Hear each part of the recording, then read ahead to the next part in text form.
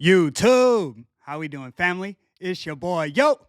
And this is another episode of Yo Hoops. We go through every NBA game every day. Today's Wednesday, March 12th, and we have a 9-game NBA card. I'm going to walk you through every game, let you know which sides I like, and stick around because I'll let you know my highlighted play of the day.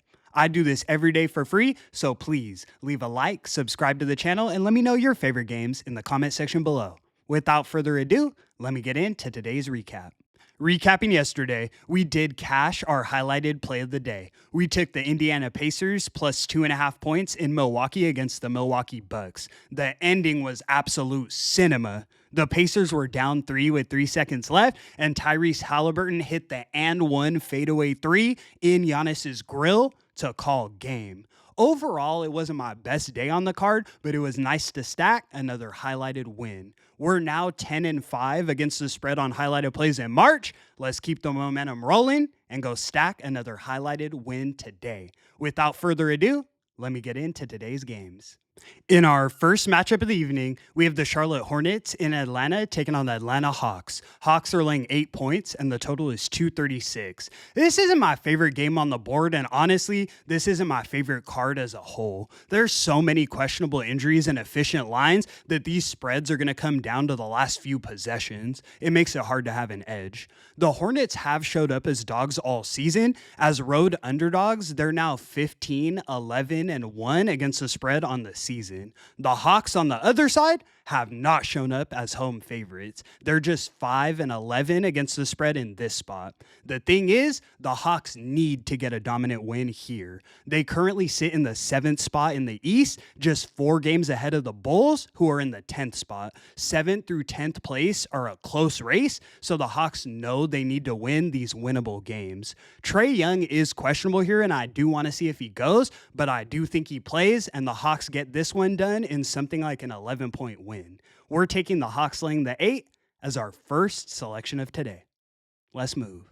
In our next matchup, we have the Oklahoma City Thunder in Boston taking on the Boston Celtics. Celtics are laying 2.5 points, and the total is 229. The Celtics have one of the most dramatically different records coming off of a win versus coming off of a loss. After an ATS win, the Celtics are now 14, 31, and 1 against the spread in the following meeting. Coming off of a loss, they're 14 and 4 against the spread. Like I said, dramatically different records. They didn't get the cover in their last outing against the Jazz, so following what they've been on all season, this sets up for a dominant Celtics win. Looking at the injury report, it looks like the Celtics are using some manipulation as well. Kristaps Porzingis and Jason Tatum are both listed as questionable, and Jaylen Brown is probable. I believe they all go here. On the Thunder side, Jalen Williams and AJ Mitchell are both ruled out. With Drew Holiday back in the lineup, the Celtics have one of the best on-ball defenders to slow down Shea. I think they get this done at home in Boston. We're taking the Celtics laying the 2.5 as our next selection of today. Let's move. In our next matchup, we have the Philadelphia 76ers in Toronto taking on the Toronto Raptors. Raptors are laying 3.5 points, and the total is 220.5. I've already stuck a fork in this Sixers team. The Raptors do come into this one extremely banged up, but I still have to lean in their direction. Quickly, RJ Barrett, Baji, Jonathan Mogbo, Grady Dick, and Jacoby Walter are all ruled out. Then Scotty Barnes and Jamison Battle are both questionable for the Raptors. It looks like Jakob Poeltl will go here. The Sixers have all of their usual suspects still out. No Maxey, Embiid, or Paul George. Like I'm saying, I'm not in love with this card overall due to so many injuries, and I feel like this line is very efficient, but I do think the Raptors get this one done. They have 70% of their team ruled out, but I would take a G League team over this Sixers squad. We're taking the Raptors laying the 3.5 as our next selection of today. Let's move. In our next matchup, we have the Dallas Mavericks in San Antonio taking on the San Antonio Spurs. Spurs are laying 6 points, and the total is 236.5. We saw this matchup just 2 days ago, and the Mavs won that game outright, 133-129. Both teams were on back-to-backs with travel in that one, and I did let you guys know that it would be more of a travel spot for the Spurs, as the Mavs were already in Dallas, in Texas at the time. In Monday's game, the Mavs had 4 players score score over 20 points. While it was an impressive win, I can't expect such a shorthanded team to execute perfectly 2 nights in a row. I really hate laying points with the Spurs, but in the revenge spot at home, I have to lean in their direction. We're taking the Spurs laying the 6 as our next selection of today. Let's move. In our next matchup, we have the LA Clippers in Miami taking on the Miami Heat. Heat are laying 2.5 points, and the total is 208.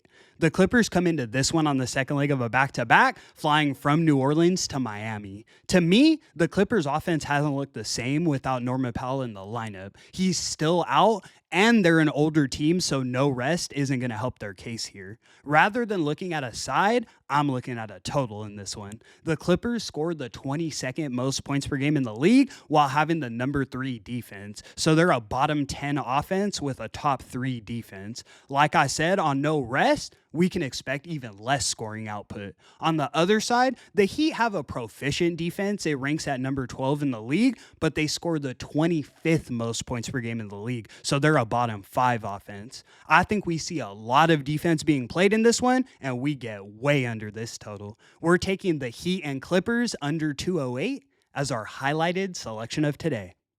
Let's move. In our next matchup, we have the Phoenix Suns in Houston taking on the Houston Rockets. Rockets are laying 4.5 points, and the total is 228.5. The Suns currently sit in the 11th spot in the West. If they want any hope of sniffing a play-in spot, they need to get busy right now. They're just 3 games behind the Mavericks, who are in the 10th spot, so I think it's realistic that we see the Suns make a run. I always tell you guys, the Rockets run hot and cold. They either win this game by 20 or lose it outright.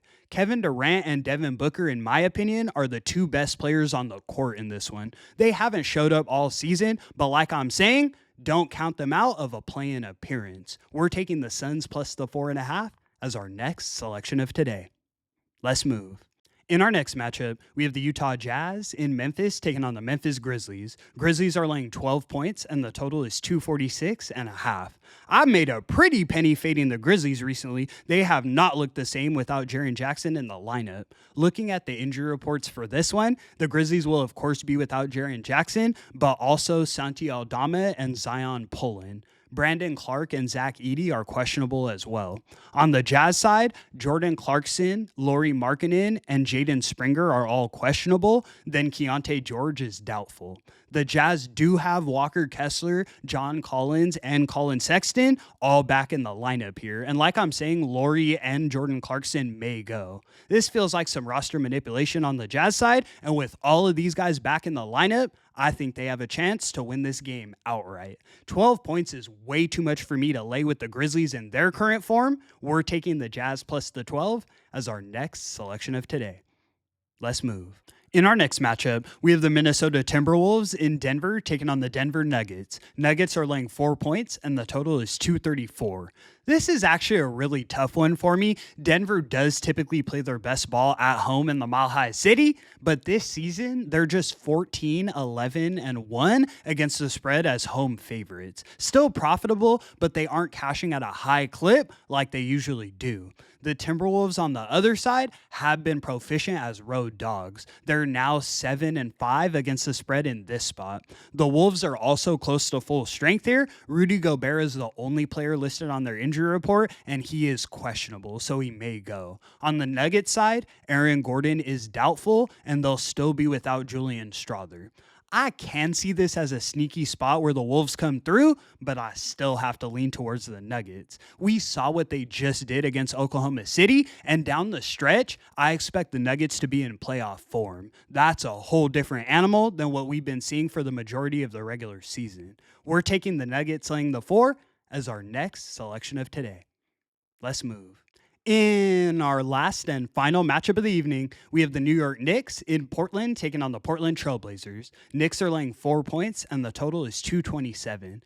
I'm not sure what to make of the Knicks without Jalen Brunson, but they did look really good against the Kings in their last meeting. They won that game 133 to 104 in Sacramento. They absolutely dismantled the Kings. Looking at the injury report for the Blazers here, DeAndre Ayton is still out, but Robert Williams III is questionable. Even if Robert Williams plays, I still lean towards the Knicks, but if he's ruled out, we're getting value on this line, in my opinion. At the end of the day, the Blazers aren't even making the play-in, and they should really be focused on tanking for next season. The Knicks are in the thick of the playoff race in the East, and I think they're locked in and get this one done. We're taking the Knicks laying the 4 as our last and final selection of the evening.